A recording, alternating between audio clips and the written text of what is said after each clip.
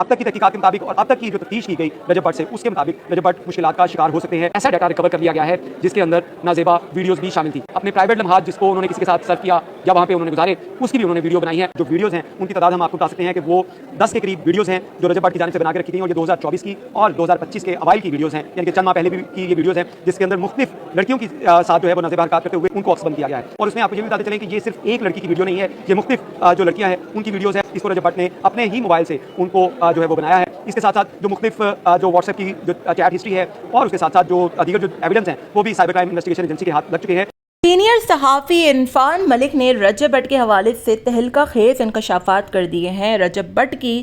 کچھ نازیبا videos cyber crime investigation agency نے پکڑ لی تھی، جس کے بعد رجب بٹ ملک سے فرار ہو گئے تھے۔ یہ تمام تر باتیں کافی ایک دو دن سے سوشل میڈیا پر سرکولیٹ کر رہی ہیں، گردش کر رہی ہیں۔ کچھ لوگوں نے کہا کہ یہ افواہ ہے اور کچھ لوگوں نے یہ کہا کہ یہ بالکل ٹھیک ہے، انہوں نے خود اپنی آنکھوں سے یہ ویڈیوز دیکھی ہیں، جس میں میاں بلال ایڈوکیٹ بھی شامل ہیں۔ یہ تمام تر چیزیں ہیں جو کہ سوشل میڈیا پر بہت زیادہ وائرل ہو رہی ہیں، اور رجب بٹ کے حوالے سے لوگ کہہ رہے ہیں کہ رجب صاحب نے جو اپنی وائف ہیں ایمان، ان کو بہت بڑا دھوکہ دیا ہے، ان کے ساتھ بہت بڑا دھوکہ دیا ہے، جو کہ وہ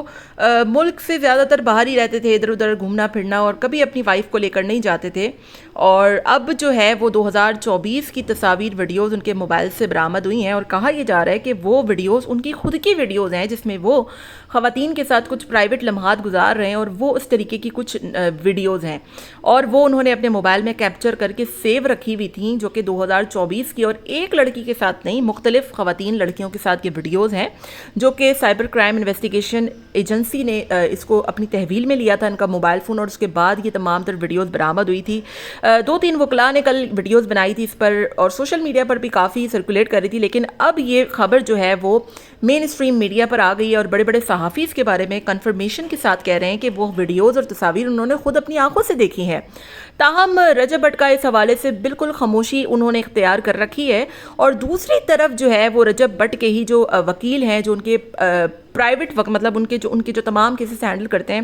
انہوں نے کہا ہے کہ وہ رجب بٹ کے ساتھ موقع پر موجود تھے، اور اس طریقے کی کوئی ویڈیو انہوں نے نہ دیکھی اور نہ ایسا کچھ ہوا ہے۔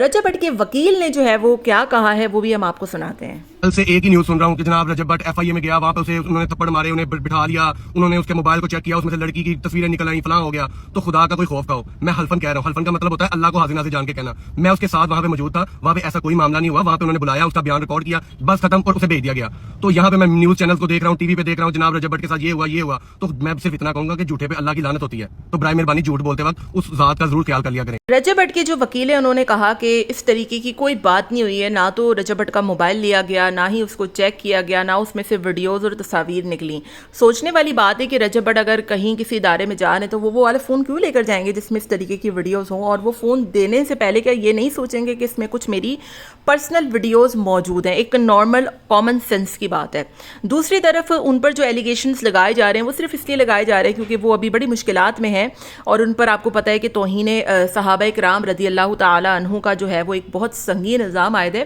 اور اس وقت جو ہے وہ اس وجہ سے لوگ بے بنیاد باتیں کریں۔ یہ ان کے وکلاء کا کہنا تھا، جنہوں نے بڑی کافی لمبی ویڈیو بنائی تھی، ہم نے آپ کے ساتھ چند کلپس جو ہے وہ شیئر کیے ہیں۔